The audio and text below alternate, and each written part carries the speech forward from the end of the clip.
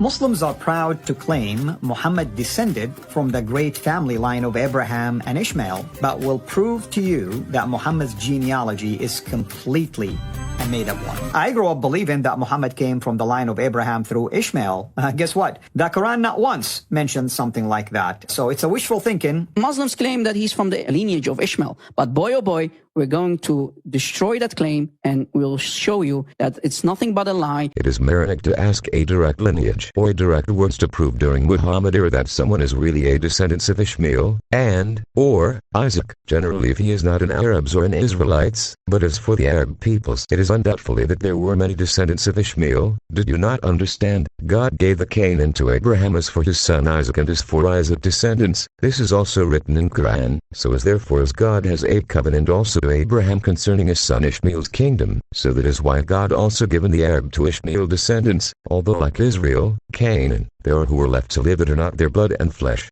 So is the Arab also.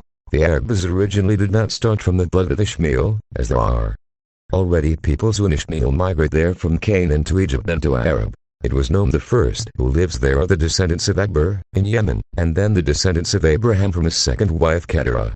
As the other Arabian migrated to Persia long before the Persia was conquered and was Islamized by Arabs. Now concerning Muhammad, as from what lineages is he, as there are three major races who inhabited in Arab, but still it's just simple to be discerned.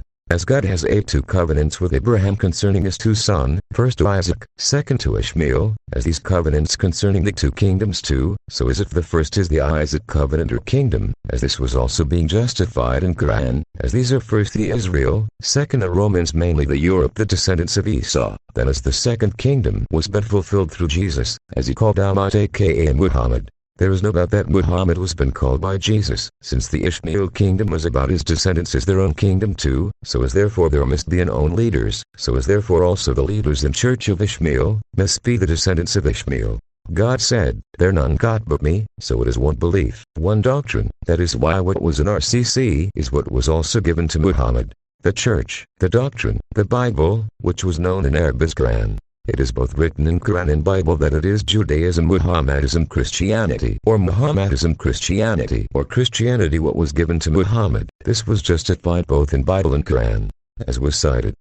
That what was built by Jesus to Muhammad through the RCC is Judaism Muhammadiism Christianity, or Muhammadiism Christianity or Christianity, but Muhammad after preaching for it, he rejected it. Possibly his Jew friend deceived him, that RCC are not gods, because of the representations. So Jesus fulfilled his warning to Muhammad about Surah 69 verse 46, as he was poisoned. So it is hard to be understood that Muhammad is the descendant of Ishmael.